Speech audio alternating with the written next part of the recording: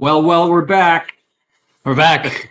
It's Martin Willis with Chris Lehto Files, and we had an exciting day. It was beyond expectations, if you ask me. The whole thing, the whole experience was just surreal. I should say, I got in line. Yes. Yes. 5:40 a.m. You got the word. Yeah, we had a plan. Yeah, we had a plan, and Chris didn't wake up. Chris did not wake up. Yeah, he was going to call if people were showing up in line. We're going to get a call. They were. Yep. So we did this really interesting thing as we were across the street from the building, because that building opened up earlier, and then we went inside and went down through a tunnel into the Rayburn building. And then once we got there, we stood in line, and we were the first basically block of people that got there. We watched other people like waltz in at 9 o'clock and get front row seats where we waited, all that time. But anyway, and there was an issue where some people cut in line in front of us, and we almost did not get in. We almost didn't. And if I didn't speak up, we would have not gotten in. But I said, hey, these people right there, they got here at 7. I was here at 5:40, and the guy listened to me, luckily, and he let us in. So we got in. My producer Donna and I, Chris, we had got the last. I barely snuck in. Like they said stop, and and then there's one more seat at the end, and then I went in. Yeah, and that was it. Boy, was that close. Yeah. So a couple of things. Let's see. Let me just. I have something I forgot to remove here. Okay. And let me just finish this and back again. So a couple of things. I've been speaking with Randall Nickerson of the Ariel Phenomenon movie, the great filmmaker, good friend. And I talked to him last night, and I said, well, where are you now? And he said, I'm in front of the building. And I said, well, what are you going to do? And he says, I'm staying here. He got there and stayed there overnight just to get in. He was first in line. And so when people were like the reporters were coming up along the line, and by the way, we both got on interviewed by CNN. Yes, they were looking for Martin, and Chris jumped in. Hey, by the way, I stepped in front of the camera. Actually, they were handing the microphone to Martin, and I stepped in front. Yeah, and, what a ham. But anyway, so we both were interviewed by CNN. But anyway. Yeah. Reporters, and I said, well, do you want to speak to someone interesting? There's Daniel Sheehan, the lawyer, Harvard lawyer. There's, these different people standing in line, and Daniel agreed to be on the show later on in a couple of months. But so I'd say, oh, you gotta go talk to Randall Nickerson. He was here. He was the first one here, and he's a filmmaker. So he said to me, or just before we went in, he goes, all these people are asking me, like, were you really the first one here? So anyway, here's a clip of Randall Nickerson. Well, first of all, Randall, it's always a pleasure to see you. You too, Martin. Yeah, and I love your hat. Thanks. I got the same hat and shirt. But so tell me, we were in touch last night. When did you start standing in line here? 9 o'clock. Last night. Last night. And how did you know to go to this side of the building so we can go through the tunnel and get there a little bit earlier? I didn't figure that out until somebody had mentioned something here, but I knew this was the quickest way into the building, but at 7:30. But I found out from these guys that it's actually, you can get in at 7, go through the tunnel underneath, and get in the line at 7. Yeah. So that's awesome. So how is your film doing these days? It's getting there. It's getting a lot of theatrical attention, which is great. It's kind of been a movie that, was made for theaters. Right. So we're just trying to get it around the world in theaters. That's and you were just goal. in Tennessee? Tennessee. We just had a really awesome screening in Tennessee. Yeah, it was great. So it's funny, when I was walking around the building, I talked to some guy and he said, yeah, there's someone over there that everybody knows. And I said, I know exactly who it is. But anyway. But I'm glad to be here to just support these guys that are taking the risk to testify, and they're some of our best guys, and I just really appreciate it, and that's why I'm here, is just to support those people for what they're doing, which is trying to bring out the truth. And so we can evolve a little bit, you know. Yeah. Do you have high hopes for this hearing, or do you think it'll help push things along where more people come forward? I think it'll bring, I don't know how fast this will move, but I do believe that every little bit helps at this point. And there's just so many credible people coming forward at this time. It's, I think it's just inevitable that we're entering a new kind of paradigm of, you know, realizing we're not alone. Yeah. That's huge. Oh yeah. It's just a huge the historic biggest moment. The biggest story or whatever, the Yeah. biggest question answered. Yeah. So hopefully it'll be answered. And I think it's exciting because then we can ask more questions because we don't know very much about what's even happening. Yeah. Really. You don't even know the right questions to ask until we know Right. more. We don't have the vocabulary for a lot of these things. So, Yeah. Yeah. Yeah. Excellent. Well, great to see you as always. You too as well. Thank you so much. Yeah.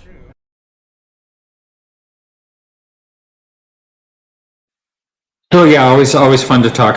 And we just found out he's in the same hotel I am, so we're going to hang out tonight. It'll be a lot of fun. So it was, you know, I'm going to play some more clips as we go along here, but it was really just amazing to be here in person, to get in that door, you know, and then standing in line. It was fun. Very fun. The time all these went by. people It was knew you and knew me, and you know, yeah. did a lot of selfies, and you know, that was a lot of fun meeting with a lot of people right down the line. There were hundreds of people.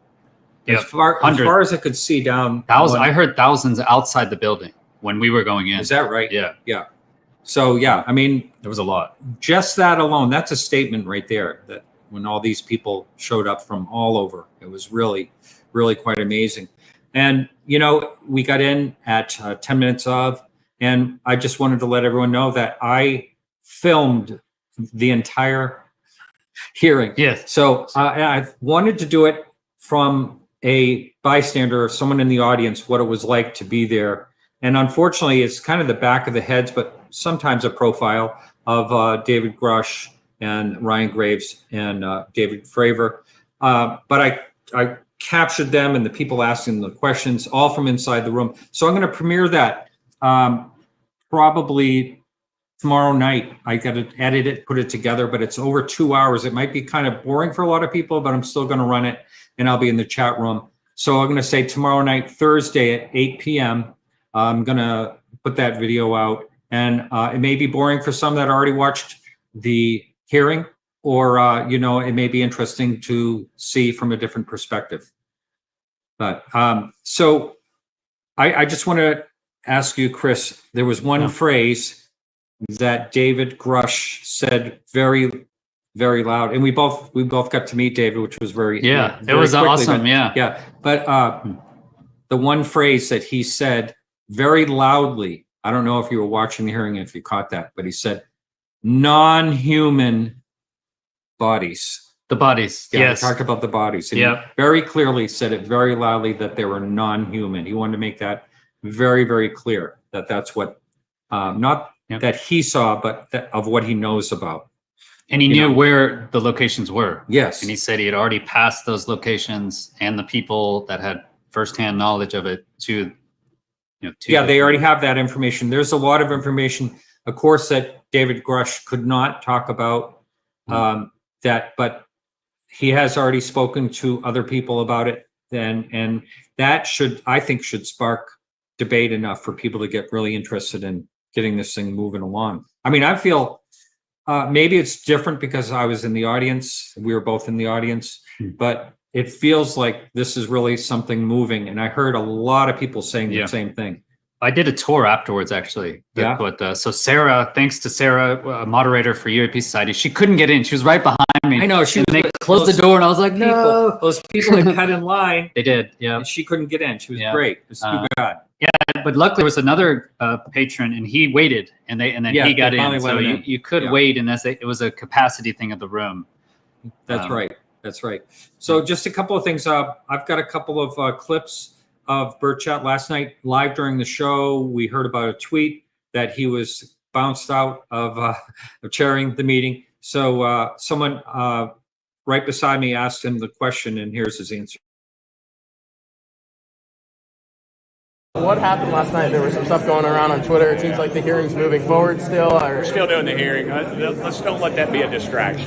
So what the bottom line is we've got 3 great witnesses, and we need transparency. We need the government to trust us, to quit saying we need more money to study this. Look, NASA's had it. The Pentagon's had it.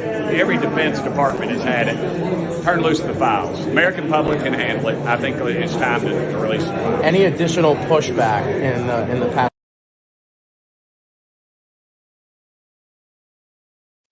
Sorry, that's all I caught of that. But I did want to say something because it's kind of funny. And for those of you who have been following me for years, you'll know that I sometimes have a few technical issues.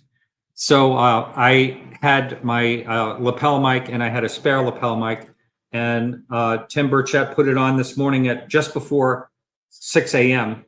He showed up in front of the line and thanked everybody, and we were thanking him. And so I asked him if I could talk to him and put on this lapel mic, and he looks down at I had a Podcast UFO, media badge. And he looks down at it and he said, "Oh yeah, you've been around for a long time doing the, so he knew who I was, which was really cool." Yeah. And then I asked him all these questions, and the whole entire time I I forgot to push record. So I never got it. Yeah.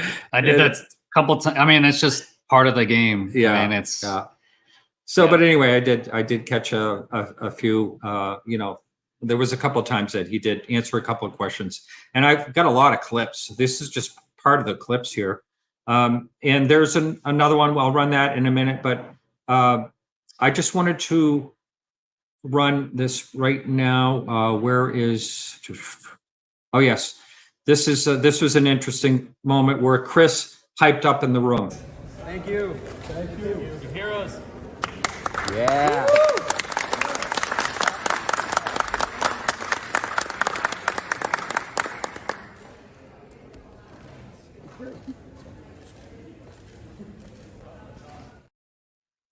Yeah, so thanks to you. They get a good applause. Yeah, they walked in quiet, and I really felt like somebody just had to say something. So I just said, "Thank you, your heroes." And then people started clapping, and they looked really appreciative, actually, or at least at the crowd, Yeah, they did. Yeah. That was cool. That's great. And I thought it was really interesting.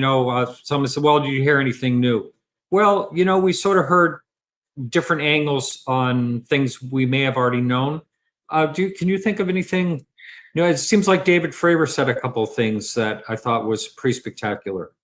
I remember that. So I was running the live stream as well while we're in there. So I was on the live stream, which was double the record of my previous live stream, which was the NASA hearings. Yeah, and that was double the record of my previous. Yeah. So there's huge demand. But I was on the live stream in the hearing room. Right. It was amazing. So did you hear anything?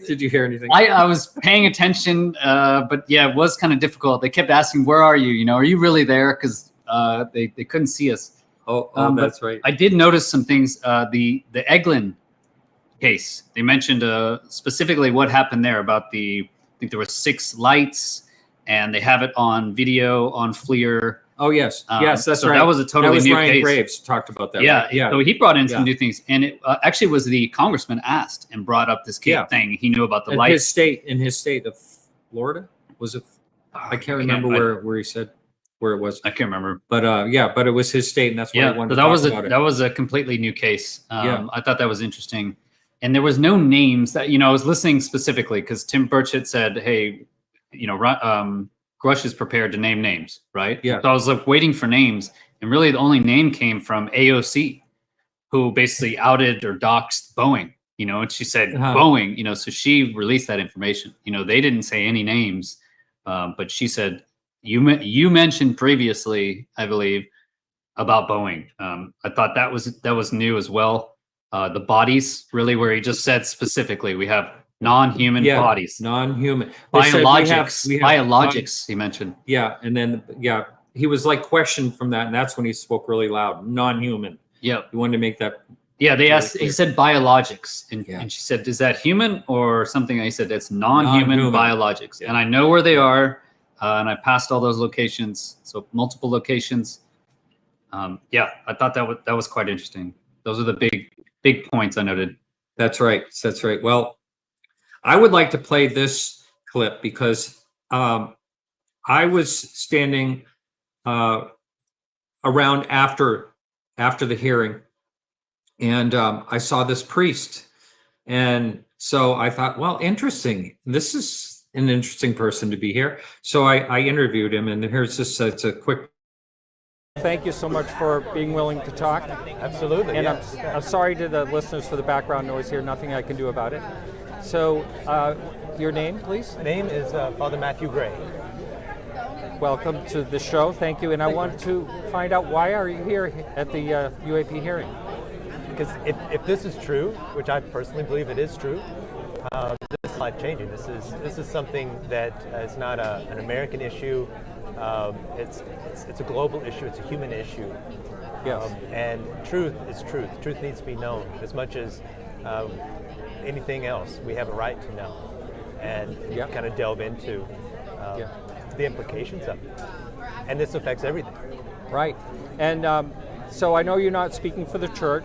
Right. Not speaking for the church. Just came here on my own volition. I am, of course, Catholic priest, and I wanted to know more about the hearing. Yeah. And what do you think about what the Pope has said over the years about the possibility of extraterrestrial life?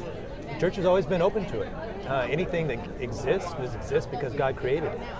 So why would He not have created non-human intelligences other than ourselves? You know, it further shows His goodness, His creativity, and the goodness of God. So the church has always been open to the possibility. In fact, Pope St. John Paul II was doing an interview, you know, in a greeting line. And a little girl came up to him, and she asked him straight out, Holy Father, do aliens exist? And he could have said no. He could have said, oh, that's silly. But he just stopped what he was doing, turned to the little girl, and said, don't ever forget, they're created by God and should love also. I thought that's beautiful. That's the essence of Christianity, right? It's the essence of our faith, to love one another and to treat each other with respect. So I think I'm looking forward to the church talking out more openly, especially as we ourselves learn more about it. Now, the observatories. The Catholic Church has amazing observatories. We do, yes. One in Rome and one in the United States. And do you know anything about, have you ever heard anything about, I forget the name of the father that's the astronomer. I forget his name too. It's 2006 and 2016, two different statements that came out about, if aliens do exist, then that just further shows God's creativity and His goodness. You know, that it is possible. So it does not rule that out at all. And I think there was something about baptizing them too. Did I hear that once? I hadn't heard that one. That would be interesting. Well, thank you so much. It's a pleasure meeting you, and thank you for coming. And I'm glad you have the curiosity. Absolutely. Stay curious, and thank you for asking. You bet. Yeah.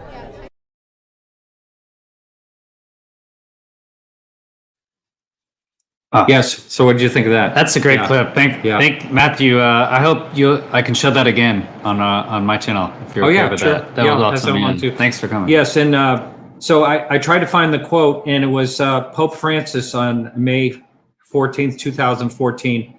He basically said he preached that he would baptize Martians. That's what he said. It was so not exactly aliens. Or there is another quote where he said that he would absolutely baptize an alien from Mars. So that's what he was talking about. So maybe it has to be in the same solar system. Same. No, but I think it doesn't matter. I thought that priest had a very good message. Really, it was great. I think that should be the message, and You know, I don't know how you could argue with that.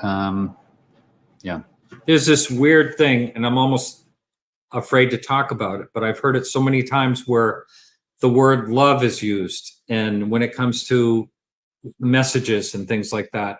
I know that sounds kind of weird, but that's kind of like what a lot have alluded to is kind of like the greater meaning of everything. So maybe it is. I don't know. It's certainly a lot better than killing. Yes, anger, hate, all that envy. stuff. You know? A lot of the near-death experiences. They talk of this amazing, unquestionable love. And then they don't want to come back. Nobody wants to come back, essentially, because it's so loving over there. So yeah, it seems like it is something, that people think is a core tenet of, life, I guess. Right. Yeah. Now, Chris, what did you think about the questions that were asked today?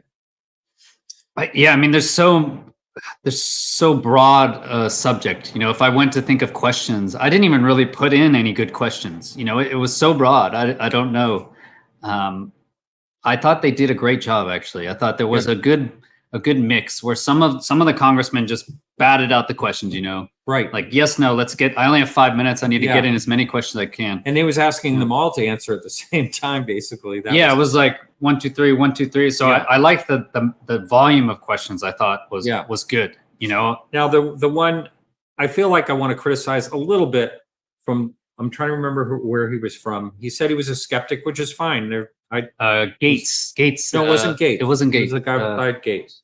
I can't remember where he was from. I thought he said the Show Me State. That's what he said. Burleson. That's Burleson. Burleson was the other guy on their conference on Friday. If you remember, he talked.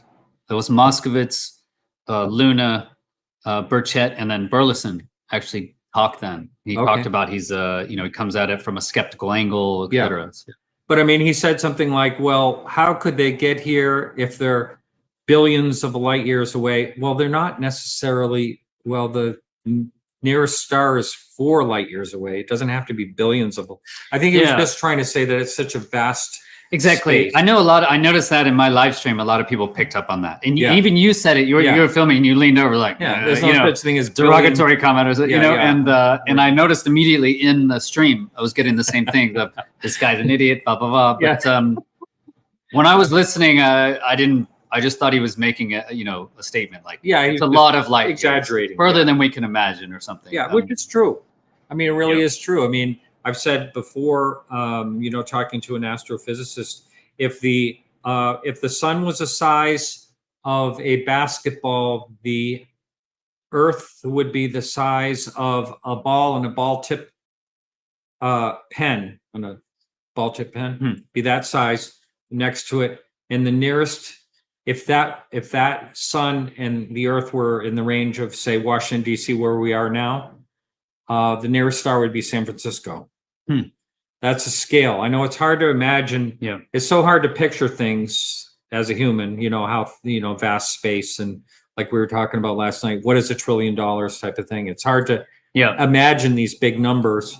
But when you put them in that perspective, you can kind of get an idea of the vastness of how the nearest star would be that far away. So, but they, wherever they're coming from, they figured it out, whether it's interdimensional, whether it is somehow folding space-time or whatever there could be any number of answers to exactly what they are, or a combination. Well, for me, it's you have to assume faster than light travel. Really. I mean, based on everything, how could they come from billions of light years away? They're using a method of travel that we can't understand or comprehend, and it's faster than how we understand things can possibly move. That's what I understand. So it doesn't matter if it's 10 light years away or 1 billion light years away. The fact that they're getting here means that they're using some method that's different than just light flashing a flashlight, because otherwise it would take forever. It takes 8 minutes from light to get from the sun to here. Right. So you couldn't get anywhere in the how we understand time. Yeah. So maybe it's the other possibility is a manipulation of time somehow. But just something that we can't understand. Exactly. And then if you can manipulate time, then your speed limit, right? Your limits so we measure speed is distance over time, right? So if you're changing the time, you're changing the denominator of this equation, then it breaks everything out of the window too. So if they can manipulate time, then they can manipulate speed of light, because that's how we measure distances with time, so. Yeah. Are we overthinking this? We might be. We could be overthinking. We could be just having no sleep and super jet lagged and just talking. But I was impressed by how many congressmen there were. Yeah. Yes. In the other briefings, it was literally, there were 3 congressmen there, like 3 senators or 2, sitting up there. And then there was 1 more maybe asking a question. In this, it was congressmen came and left, AOC came, other ones came. And then So it's really like a lot of congressmen were invested in this. And when I got a tour afterwards, with Congressman Fry. He's from South Carolina. And talking to their aides, they asked serious questions like, well, what did you learn from this? Where should we look? What should we be thinking about? And they seemed like they seemed really willing to take some type of action. And they said it's really changed. Like the last 2 weeks. Yes. That's what I thought is the last 2 weeks they said this became big. And I mean, they were completely serious. There was no joking around or anything. Yeah. They were very serious. So I really feel like we saw a shift. It felt like it was different when we were there. Like talking to the staffers, something definitely changed. Yeah. I'm pretty optimistic. And hey, I see someone in chat. Thank you for joining live. I got a very nice email from Sweden, and yes, thank you for joining in the chat. Anyway, it was really, really surreal being there, and the thing of it is, I keep kind of pinching myself because we were so close to not getting in. Yes, to those people. We were so close, so close, and took every precaution possible. I mean, someone was trying to stay in line for you overnight. Was that true? It was one of my patrons said he was there and would trade with me. I mean, what a nice guy. Yeah, amazing, dedicated so he guy. Stayed there all night for you, or more or less. I think he said he got there at midnight. He did. This is John, man. Thank you. I know there's some passionate people out there, I will say, and I appreciate it. We didn't need it, but he would have he told me he would have traded for Sarah, actually, who was stuck outside. And he looked and I looked, but she had gone. So no, that's too bad. To the patrons. And I feel really bad for the so many people that didn't make it in. 100. She said it was exciting though. So she was the first one into there was a flow of a room, and that's where everybody was watching it on TV. Oh, I see. And she said it was still very exciting. Really exciting. Yeah. So but to be there in person was just really surreal. That's the only word I can think to say about it. It was fascinating how they did their, how everything operated and so smoothly and everything. And it was really astounding. I really thought that it was one of the highlights since I've been doing the show. It's got to be maybe the highlight since I've done the show. Yeah, because I'm so glad you were there, to be honest, because everybody, so he's just telling me over there, and and then CNN comes over, they're like, we need to talk to Martin. So it was really exciting, I have to say. And we saw Jeremy Corbell. It was crazy when he came in too, because we're all waiting in line for hours. Funny. We're waiting in line, and this TV crew, an entourage comes with lights and people, cameras, and and we look inside, and there's George Knapp and Jeremy Corbell walking out. He was cool. I said, "Hey, Jeremy," and he came over and gave me a hug. And I had never met him. I filmed that actually. I've worked with him. So it was good. He was very friendly. That was cool. It was good to see. And Leslie Kane, got to shake her hand. That was amazing. I read half of her book on the way here. I was like, I'll probably meet her. Surviving Death. That one, It blew my mind. Amazing book. It is. I read that book too.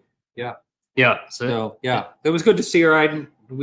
When I was talking to her, I said, "How long has it been?" It's been 2013 since the last time we actually saw each other face to face. But it was good, and I was hoping to record a clip with her, but I just ran out of time. I had to get back here and get these clips going, so I could get them into the show. We only have, we gotta check out here in say about 15 minutes, and then what we're gonna do is, and I'll put a link in the chat here, and just saying basically where to go on Chris's show. He's going live at 5 o'clock Eastern time, and so we'll put that. You put that right in the chat, and we'll get that going right before we leave. So I'm gonna join him for however long that goes over there.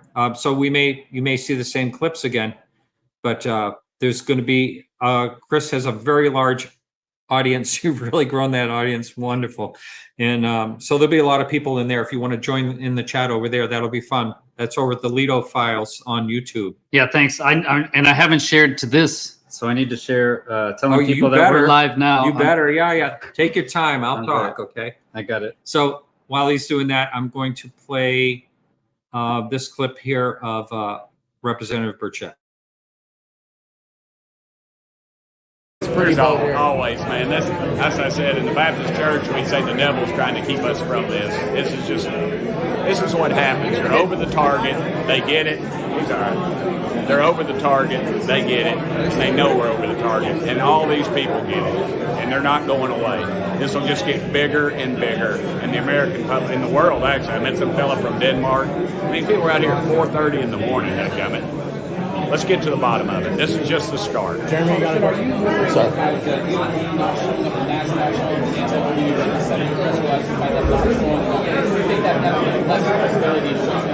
No, this is like Rare Rabbit, dude. They just fell into our trap. They did exactly what I knew they would do and what they've always done. They hid, they run from the American public.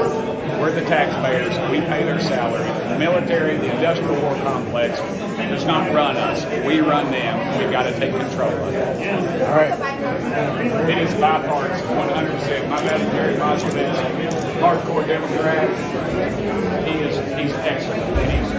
God gave him an incredible mind, and he's going to be awesome. What do you say to that? We don't see a lot of bipartisanship on Capitol Because this Hill. isn't a partisan issue. This is bipartisan. Look, these people, we're sick of this, both parties, and we know our party's the leadership is lying to us about this thing. Let's get on with it. What do you say to people who say that Grush is not credible? He's a decorated veteran. That's what people in Washington, D.C. say, but I'll guarantee you in Tennessee and all these people, they don't say that. Because, these gutless guys that sit behind a desk all day and order our kids into war, I have no time for that bunch. He's an American citizen. He's put up with a lot of nonsense to be here. Last question. What do you say to those who say that everything he heard is secondhand and not firsthand like your other two witnesses? Well, our other two witnesses will go with that. He's going to name names, and that's all we need. This is a start. Like I said, we're not going to bring in any little green men. We're not going to bring a dadgum flying saucer in there, but we're going to bring the people in, and they're going to swear under oath. This is the first time that's going to happen. All right. It's a start. It's a start. Thank you. Thank you so much for being here, dude. You have very much credibility. Oh, thank you, brother. God bless you. Go get him.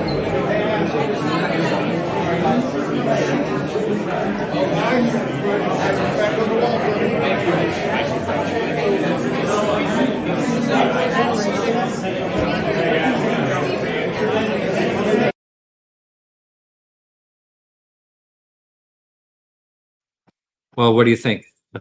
Another Amazing. everything he says, love what I'm that like- guy is saying. I mean, put all politics aside, whether you like the person or do not like the person. What they are doing for this topic is amazing. So that's how I look at that. And so one of the things he said, and I do have when I videoed in the hearing itself, is when they took their oath. And that is something that's not taken lightly. We shouldn't take that lightly for anything they said today. They said everything they said under oath, which is, if you lie under oath and you're caught, it's serious. I believe we're talking prison time. Isn't it possible? I would assume. Yeah. It must be. Yeah. Yeah. So I don't anyway, know.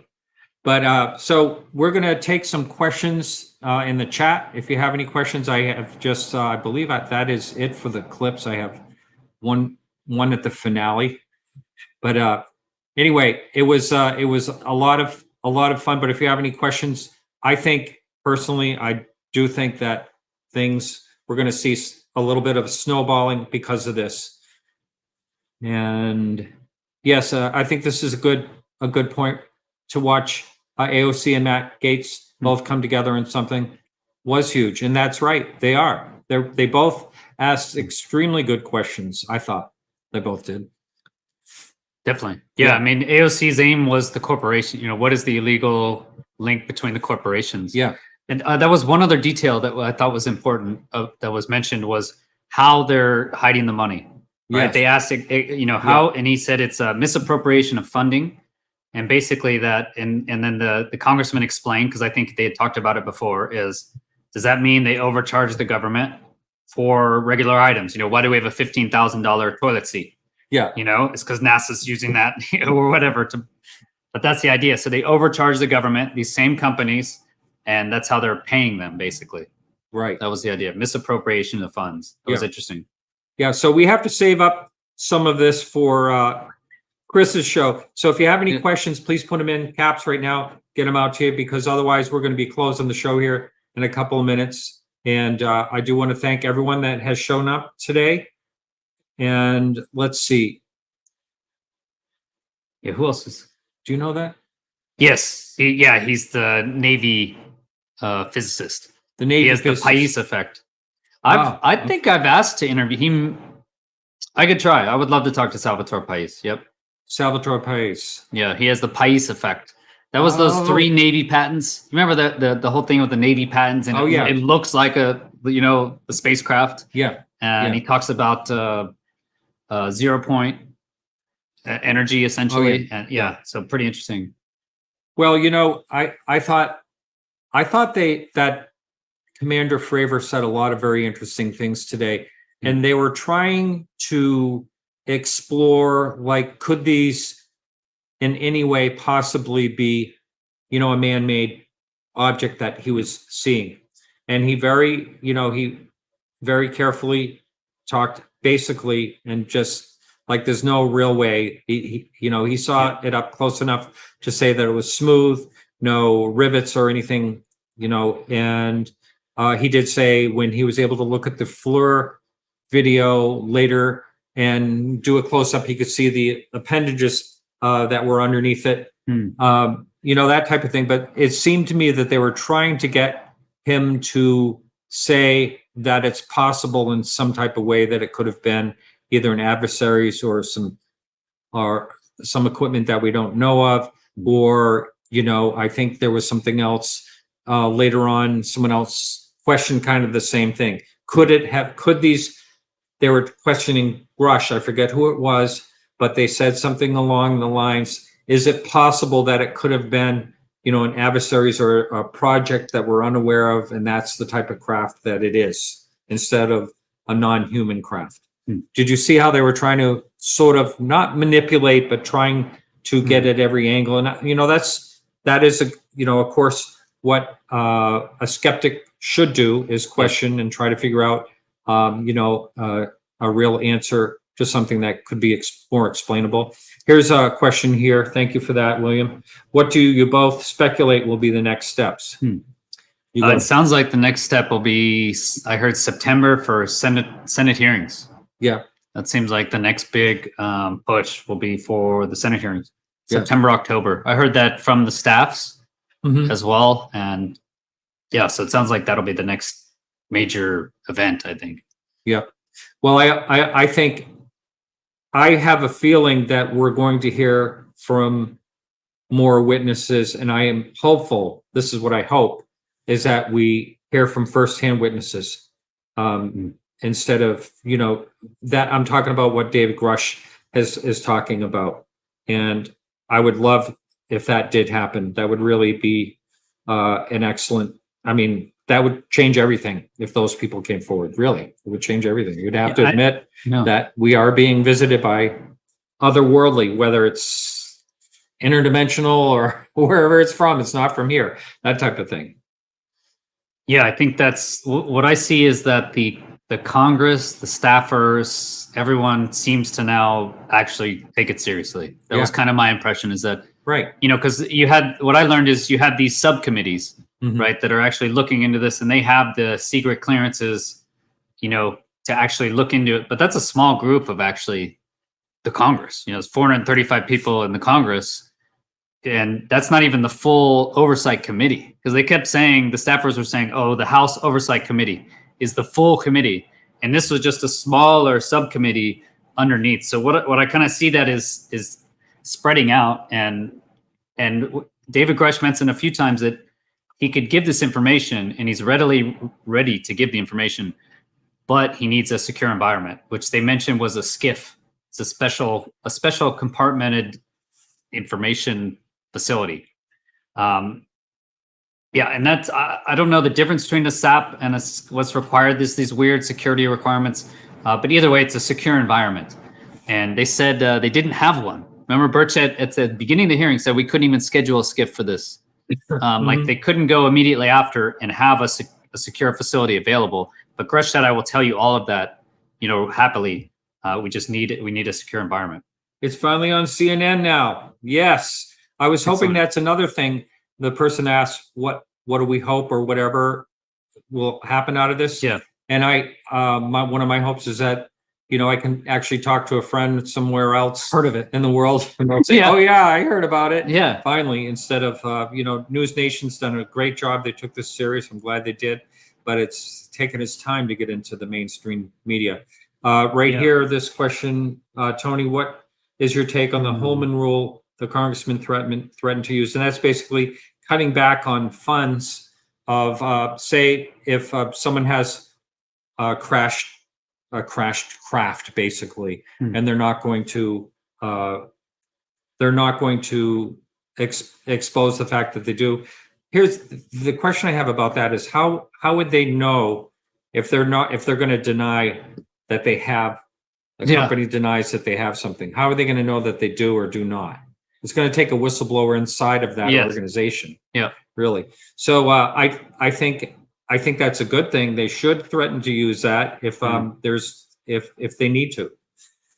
Yeah, that's it. The information flow to the mainstream, and really protecting the whistleblowers. I really want to see that because, and they said, and this was new as well, because David Grush, we knew he had reprisals against him, but we just didn't know what it was. Where he mentioned they slammed the door in my face. Is that what they did? Did they just slam the door in the face, or did they threaten to kill you and your family? That was the question. Yeah. And he said very clearly, and it was Luna asked, do you fear for your life? And he said yes. Yeah. So that was definitely new information. That he thought he feared for his life, and that's the reason he took it. It wasn't just my security clearances were taken away. I think so. That was interesting new information. So I would love to see protection for these people. I mean, that information dispersing. So this information, like you said, getting out, so we don't have to explain it again to someone else. Yeah. I don't need more and more people. Oh, you haven't heard of this? Oh my God, So that would be great. And then protecting the whistleblowers. That's the only, because how are you going to have transparency if literally the people that know the information will not or cannot bring it out? That's right. You're not going to have it. So protecting the whistleblowers is paramount. Yes. Get ready to put your link in because we're going to move over to your video stream next one more time. Go ahead and put the link in, if you would, in the chat. Okay. So I'm also going to play this last clip that we have here. We both were honored at the very end to meet Dave Grush, and it was awesome. I had to shout to him. He's looking all around. Who's talking? Yeah. Excuse me. Yeah, excellent. Amazing, really good. Thank you. So awesome. Hey, David. I just want to thank you so much. You're welcome. Really appreciate it. Great job. So that's it. So we're gonna pop. Did you do that? Not in. We're gonna get your link in there, and you want to go over to the Lehto Files YouTube channel. And we're going to be going on for another stretch over there. A lot of the same clips may play again, but here I'm going to put that in. So is it right here? Yeah, is that the one? This is it right here. This is it. Okay, I'm going to put that in right now. Oh, thank you. Into the chat, and then we're going to say goodbye. And it's right here in the chat right now. That's where you want to go at 5 o'clock coming up. In about 15 minutes from now. Thank you all very much. Thanks so much for joining in. It's been, again, like I said, it's been a highlight. I think it's been a highlight of my UFO career. And thank you all. Yeah. And we'll see you next week. And don't forget, tomorrow night, I almost forgot, I'm going to premiere the hearing if anyone wants to watch it and go into chat over on right here on the YouTube channel. And it's about 2 hours long or something like that. But anyway, that'll be 8 p.m. tomorrow night, Thursday. All right, everyone. Thanks so much. Thanks, Robert. Chris. All right. Yeah. And keep your eyes to the sky.